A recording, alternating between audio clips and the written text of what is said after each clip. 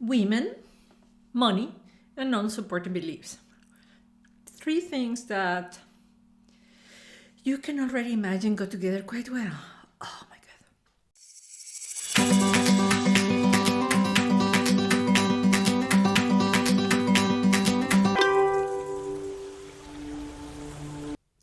I have recently given a lecture to the Professional Women's Network, and they were so kind enough to, after the lecture, sit down and tell me what they thought about it. And it was absolutely fascinating, exciting, interesting what they said. And they asked me, and I'm delighted to, make a summary of that conversation. And then I thought, I can also share it with you. Isn't that exciting? Thank you very much, Professional Women's Network Amsterdam. I really love you. So these are the words of those people who were there that day. Of course, I'm not going to mention their names, but thank you. I love you. This is just so fantastic for so many women. This is so key. One of them brought the point that 70% of our thoughts are negative, and 85% of those negative thoughts are repetitive. My answer to that is with meditation, with mindfulness, you can change these percentages. You are not a victim of your thoughts, because you are not your thoughts. You are much more than that. There is consciousness beyond just your brain. And science is telling you that I'm not talking to you spiritually, I'm talking to you scientifically. And this same lady said, embrace your voice. And I love that. Embrace that voice or those negative voices. It's just precisely like the dragon. There is a dragon within, but the dragon has gold. When we fight the dragon gets stronger and doesn't get the gold. When you start making friends with the dragon, the conversation changes. Because you see, our brain is designed that way. Fears are just going to stay there forever. Why? Because they're created by the ego. The ego is there. Why? To protect us. They tell, be aware. There are cars in the street. Yeah, I am aware.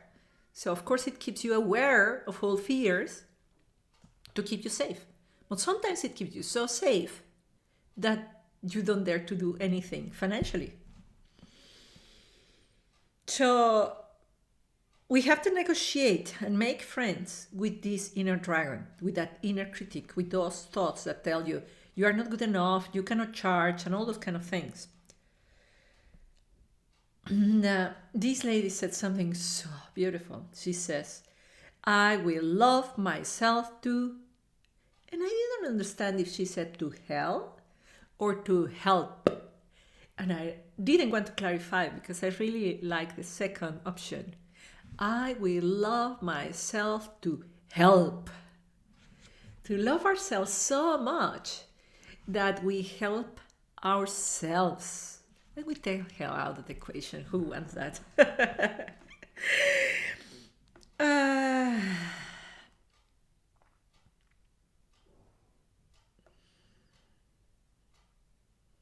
She said, sometimes I miss the boat on how nice I need to be with myself.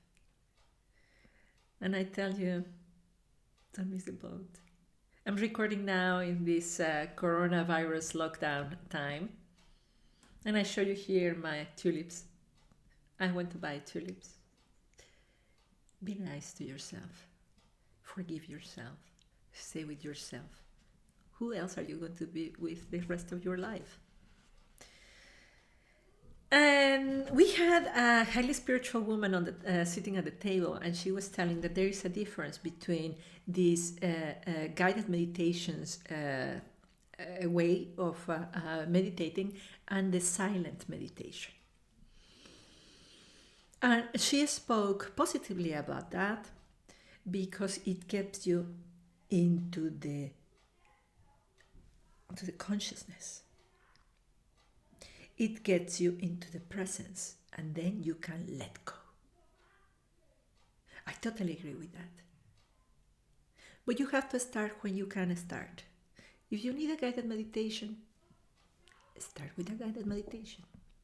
The ultimate challenge is to be in silence, in full, complete silence. So that the images that come to you are the images that you need to hear. But again, like the tulips, be gentle with yourself and start where you can start. This video is a Professional Women's Network. This video is for women. Remember that you are not men. Don't push yourself that you have to do this at 3 or at 4 and the clock. Do it when you're inspired. Follow your inspiration.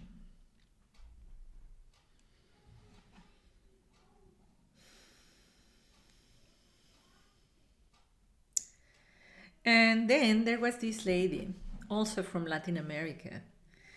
And this is quite huge.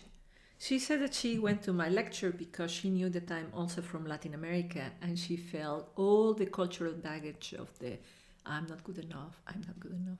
I can tell you that that's the people who follow me. In the 16th century, there was this massive wave of colonialistic endeavors, and it changed the entire world. Africa suffered, Asia suffered, Latin America suffered, and that keeps our belief in money very bad, because who are the guys who have the money? The bad guys, the guys who came to steal, the guys who stole from the guys who stole. And that's a programming of centuries. How many summers have been since the 16th century until today? So that programming, that culture programming, is still prevalent in our minds and hearts today, in all the countries that were colonized. But that's when I want to bring you something else. Do you know what's happened in the countries that were the colonialists, the bad guys? They feel shame and guilt. My recommendation for the people like this friend of mine from Latin America and from these friends, the colonialists, the recipe is compassion, so that we can finally enter into reconciliation. There is no bad people. There is no good people. We are all trying to do our best based on what we believe. So your homework is to ground yourself in your worth and say, this is my product, my service. Here it is. That's it. How it meets the needs of the customer. Not all the cultural baggage. Just leave it there in your mind and say, you had your, how many centuries? 4 or 5 centuries? You have your 4 or 5 centuries of talking to me. It's okay that you get quiet for 5 minutes. I'm going to make my negotiation. And you are in the other side of the guilt and the shame. Do something for love. Do something for love to those ex-colonies. Not from guilt, from empowerment and from love. When we come from love, the conversation changes. Okay. So to shift our mindset, we need to attract what you believe, who you believe you are. So it is really fundamental that you look at yourself in the mirror with love, because who you really are is much more than what you see. You are your hopes, your dreams, your love, your kindness. This is who you are. Much more than your passport or your body or your credentials, your values and your dreams and your goals. That is what's going to be really valuable for people. When you grind yourself into that, then you can sell anything. And one of my ladies said, repeated what another one said in one of our meetings: I am enough. I am enough. When you think I am enough, then you can start moving and you can start creating. Sorry, ladies, my children were making too much noise, so I have to cut it. But the point that I wanted to talk about was about this woman who was talking about her story of being married to a very wealthy man and having a background of a very poor family. And I will argue that she's totally not alone, that she's actually representing every single woman in the planet, in every single country in the planet, because, I don't know if you know it, we used to be property of men. In England, divorce was basically a sale of the wife. We were property of men for centuries. So how can we women be talking about money? How can we say that we can create our own wealth? They are wealth. Money is masculine and linear and accumulation. So now, more than ever, in this paradigm shift, we don't know the future of money. Many money will disappear. I don't know. That's a really another big conversation. But the feminine is what is the most needed. Nurturing, beauty, care. Value that. Men need that. You need that. And that has a value. Is it going to be a monetary value? You know. Why not? Charge for your meditations. Charge for your graphic design. Charge for your ideas. Charge for that feminine that we so much need. We are, I will put it in the comments what is the name of the lady, I don't have it in my mind. There was this wonderful anthropologist in the borderline between Mexico and the US. And she took a Nahuatl word, nepantla, that means in the middle, to call women like you and me in this era. She called us las nepantleras. And this is the women in between the paradigm shift, in between borders, in between families, in between. We are in between. We are the translators.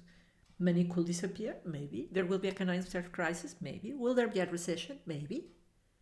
And we come from all the past 16th century and going to the age of Aquarius. We're going to change how money and how we relate to it. How are we going to do it? By starting with ourselves and see that value and that worth. You can do it. By just practicing mindful loving, daily loving. I am enough. And I will reduce it even further to I am. I am. I don't need to put any category to I am. And because I am, I can give and I can receive. I can give and I can receive. You are part of the ocean and you're the ocean. You're the drop and you're the wave. You receive and you give.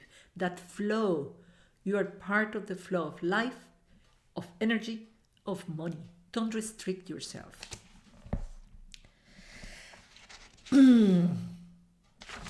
And one of the women said, never give a discount, and I totally agree. Never give a discount. Give them more services, but don't give that discount. And there was another lady that talking about that this different way of talking about money between men and women could be also talking differently between different generations. And I agree, it's really different how we spend as baby boomers, our generation X and Z, Generation X, millennials, and etc. All of them are slightly different or radically different. But in general, honestly, concentrate in your game. What is the non-supported belief that is bothering you? And concentrate in that one. Concentrate in making that the most harmonious that you can. Culture, gender, age, whatever is your challenge, doesn't matter. You are worth it.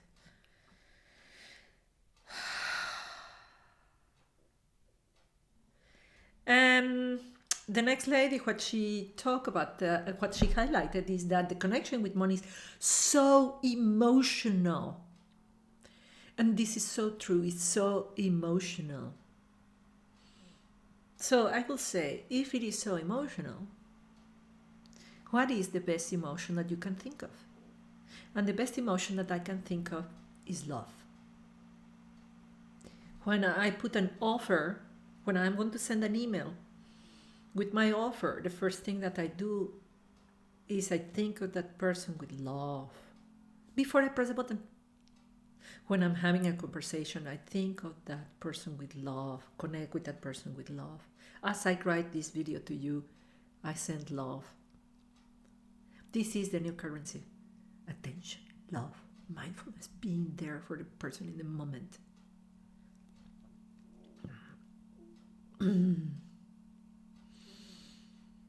The next lady was very interesting. She highlighted this subject of being a good person, being a good woman, being a good girl. So how am I going to be a good girl if I'm a multimillionaire? She was also in this group of ex-colony people suffering this ancestral thing of money is just for the bad guys. And what she's doing is that she's very wealthy, and what she's doing is using all her wealth for a cause that she has. And I really like her perspective because she is switching off that idea of guilt. Oh, I'm so wealthy, I don't deserve, I should shut down my business, because that's what women do. Oh my God. I just learned of another one whose business it was starting to thrive, everything was going well. She closed it. Oh my God.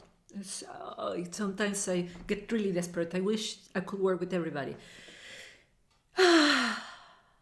But this woman on this meeting, she said, okay, I'm making so much money, I'm becoming wealthy, even if I come from this terrible country, and I'm going to continue, and I'm going to help other women to become wealthy. That's what she's doing. She became very successful in her niche, and now what she's doing is she's teaching others how to become successful doing the same thing that she did. She is just teaching others.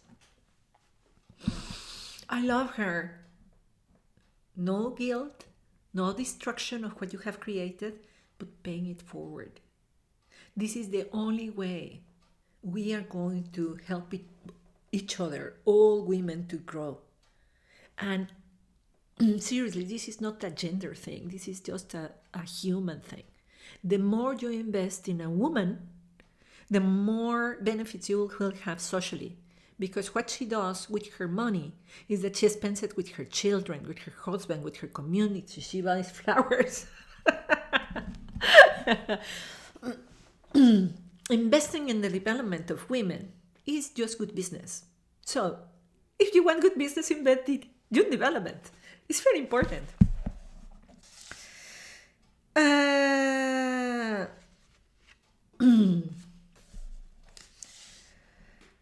And there was another lady that I really loved. She talked about the fact that she had really crappy customers, really these ones that you don't want to have. And she said, why do I have them? Because I'm selling myself too cheap. So she said, do I want to be with these customers? Yes, no. Very clearly, no. What did she do? Doubled her prices. All the bad customers, gone.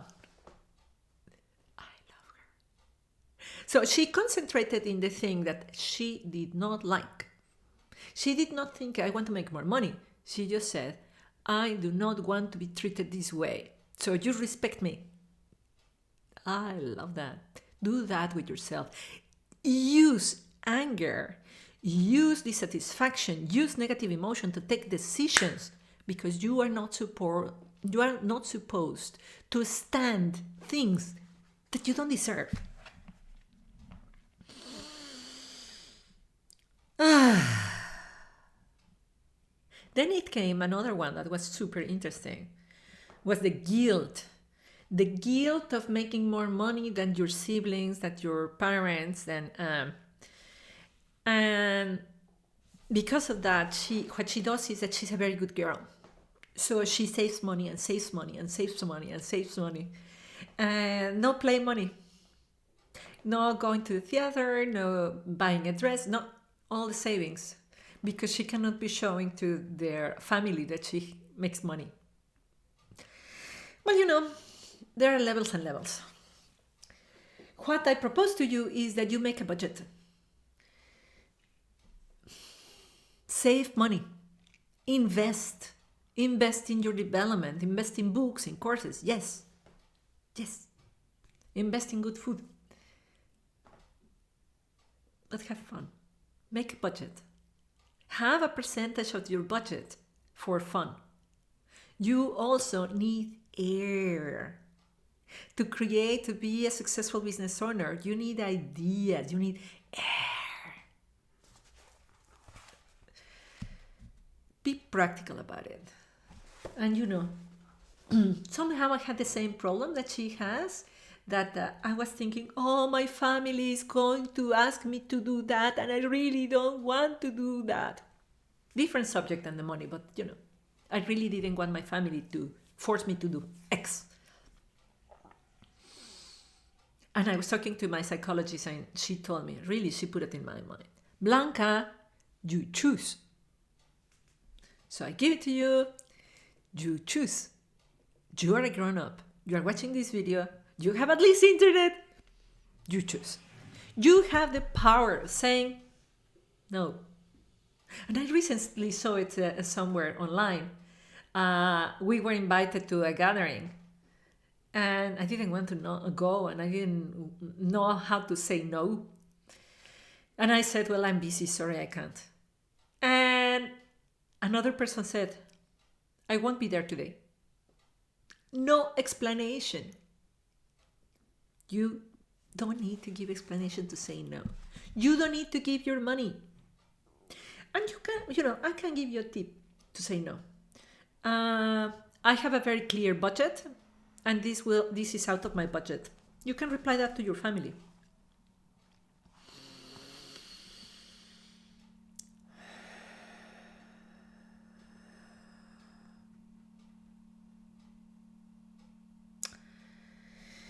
And then, getting closer to the end,